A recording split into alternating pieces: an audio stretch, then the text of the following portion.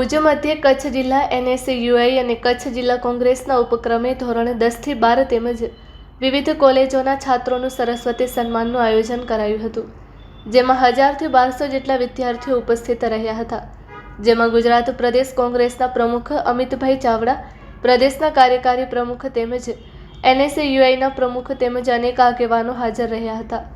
ખાસ કરીને દેશના રાષ્ટ્રીય નેતા રાહુલ ગાંધી વિદ્યાર્થીઓનો અવાજ બની સરકારના વારંવાર સહાયક બન્યા છે। તેઓએ જણાવ્યું કે જ્યારથી ભાજપની સરકાર આવી ત્યારથી શિક્ષણને એક ધંધો બનાવી દીધું છે। જ્યારે કોંગ્રેસની સત્તા હતી ત્યારે સરકારી સ્કૂલ કોલેજના માધ્યમથી વિદ્યાર્થીઓ IPS, ડોક્ટર, એન્જિનિયર બનતા હતા, પરંતુ હાલમાં તો ગરીબના દીકરાઓ ભણી નથી શકતા।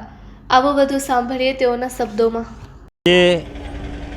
ભુજ મધ્યે કચ્છ જિલ્લા NSUI અને કચ્છ જિલ્લા કોંગ્રેસના ઉપક્રમે ધોરણ 10 થી 12 તેમજ વિવિધ કોલેજોના છાત્રોનું સરસ્વતી સન્માન કાર્યક્રમનું આયોજન કર્યું હતું અને જેમાં 1000 થી 1200 જેટલા વિદ્યાર્થીઓ અહીંયા ઉપસ્થિત રહ્યા હતા, જેમાં અમારા ગુજરાત પ્રદેશ કોંગ્રેસના પ્રમુખ ભાઈ શ્રી અમિતભાઈ ચાવડા, કાર્યકારી પ્રમુખ પ્રદેશના ભાઈ ઇન્દ્રવિજયસિંહ ગોહિલ તેમજ NSUIના પ્રમુખ નરેન્દ્ર સોલંકી, યુથ કોંગ્રેસના પ્રમુખ પ્રવીણસિંહ વણોલ તેમજ અમારા ખાસ પ્રવક્તા પ્રદેશના એવા ભાઈ શ્રી મનીષભાઈ દોશી અને પ્રવક્તા ભાઈ શ્રી હિરેનભાઈ તેમજ જિલ્લા પંચાયતના અમારા વિરોધ પક્ષના નેતા ભાઈ શ્રી રાજેશભાઈ, ભાઈ શ્રી નવલસિંહભાઈ, ભરતભાઈ, નીતેશભાઈ તમામ આગેવાનો હાજર રહ્યા હતા।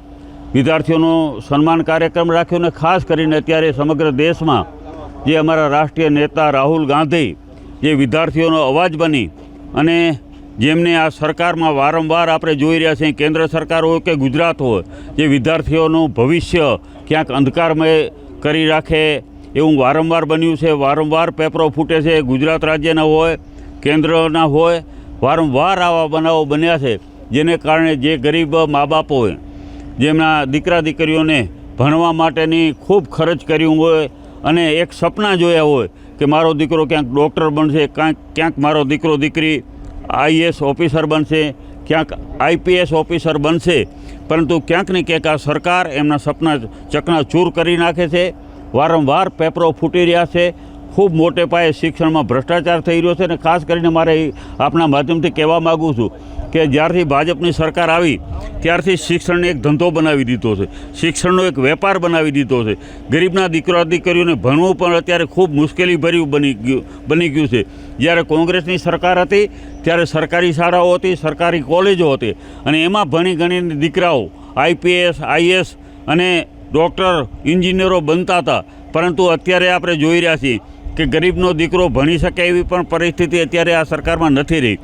આના માટે થઈ અને છોકરાઓને માર્ગદર્શન આપવા માટે અને ખાસ કરીને છોકરાઓની જે શક્તિ છે એને સંગઠિત થઈ અને આ સરકાર સામે અવાજ ઉઠાવે અને સરકાર જે રીતે અન્યાય કરી રહી છે વિદ્યાર્થીઓને એના માટે અવાજ ઉઠાવે તો છાત્રોની ગૂંજ તરીકે આજે અમારા પ્રદેશના નેતાઓ દ્વારા અને NSUIના પ્રમુખ ભાઈ શ્રી ઋષિરાજ, જેમને વિદ્યાર્થીઓને માર્ગદર્શન આપ્યું।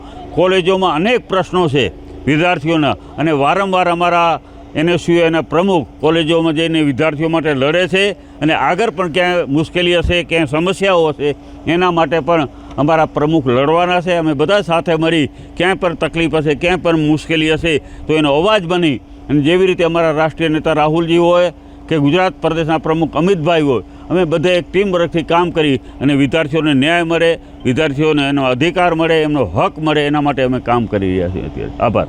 પ્રમુખ કચ્છ જિલ્લા NSUI આજે કચ્છ જિલ્લા NSUI દ્વારા સરસ્વતી સન્માન સમારોહનું આયોજન કરવામાં આવ્યું। આ બીજા વર્ષે આગલા વર્ષે પણ સરસ્વતી સન્માન સમારોહનું આયોજન કરવામાં આવ્યું। લગભગ 1250 જેટલા વિદ્યાર્થીઓએ આમાં રજિસ્ટ્રેશન કરાવ્યું હતું અને ત્યારબાદ પણ ઘણા બધા વિદ્યાર્થીઓના રજિસ્ટ્રેશન આવ્યા હતા। લગભગ 1500 જેટલા વિદ્યાર્થીઓનું આજે કચ્છ જિલ્લા NSUI દ્વારા સન્માન કરવામાં આવ્યું હતું અને આવા કાર્યક્રમ હંમેશા NSUI કરતી આવી છે, વિદ્યાર્થીઓના હિતમાં NSUI હંમેશા લડતી આવી છે। આજના કાર્યક્રમમાં અમિતભાઈ ચાવડા, ગુજરાત પ્રદેશ NSUIના પ્રમુખ, કાર્યકારી પ્રમુખ ઇન્દ્રવિજયસિંહ ગોહિલ, NSUIના પ્રમુખ, યુથ કોંગ્રેસના પ્રમુખ, અમારા જિલ્લાના પ્રમુખ VK ભાઈ હોંબલ ખાસ ઉપસ્થિત રહ્યા હતા।